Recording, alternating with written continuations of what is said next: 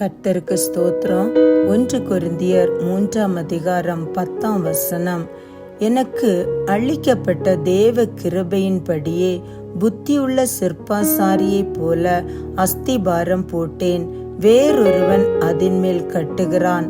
அவனவன் தான் அதின்மேல் இன்ன விதமாய் கட்டுகிறான் என்று பார்க்க கடவன். ஹல்லேலூயா. நாம் ஒவ்வொருவரும் தேவனுக்காய் கட்டிடம் கட்டும் சிற்பாசாரிகளாய் இருக்கிறோம். ஒருவர் பொன்னால் கட்டுகிறோம், ஒருவர் வெள்ளியால் கட்டுகிறோம், ஒருவர் விலையேற பெற்ற கல், மரம், புல்லால் கட்டுகிறோம்.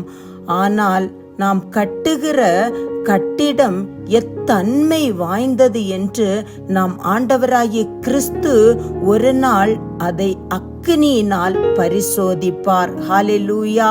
அவர் அக்கினியினால் பரிசோதிக்கும் போது நாம் கட்டின கட்டிடம் நிலைத்தால்தான் நாம் கூலியை பெறுவோம் என்பதை நாம் மறந்து போகக்கூடாது. இந்த நாளிலே கட்டிடம் கட்டுகிற சிற்பாசாரிகள் ஒவ்வொருவரும் நாம் நம் நிலையை உணர வேண்டும். நாம் யாருக்காக கட்டிடம் கட்டுகிறோம்? இந்த உலகத்திலே மற்றவர்களை திருப்தி செய்யும்படியாய் கட்டிடம் கட்டுகிறோமா, இல்லது நாம் சுய லாபத்துக்காக கட்டிடம் கட்டுகிறோமா, இல்லது நம் ஆண்டவராகிய இயேசு நமக்கு நியமித்தபடி நாம் கட்டிடம் கட்டுகிறோமா என்பதை நாம் சிந்தித்து பார்க்க வேண்டும். நம்முடைய கட்டிடம் எதினால் கட்டுகிறோம் என்பது முக்கியம் அல்ல.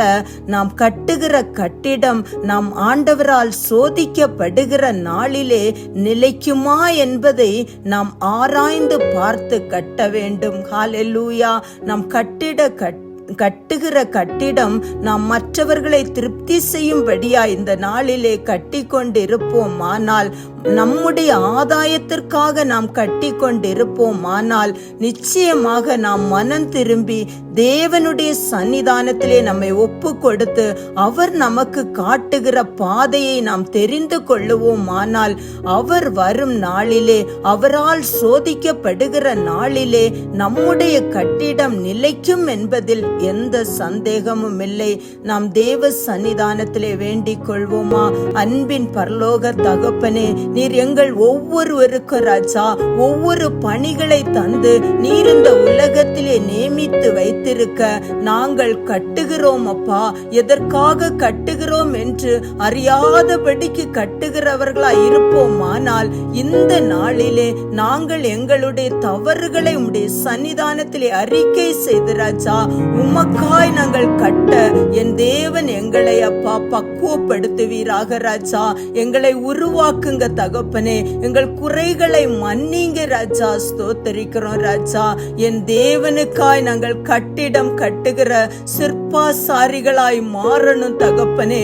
உம்மை சந்தோஷிப்பிக்கிற சிற்பாசாரிகளாய் மாறணும் தகப்பனே. என் தேவன் அந்த கிருபைகளை தந்தருளுவீராக. முழுமையாய் ஒப்பு கொடுக்கிறோம் ராஜா. பொறுப்பெடுத்துக் கொள்ளுங்க இயேசுவின் மூலம் பிதாவே. ஆமென். ஹல்லேலூயா. May God bless you.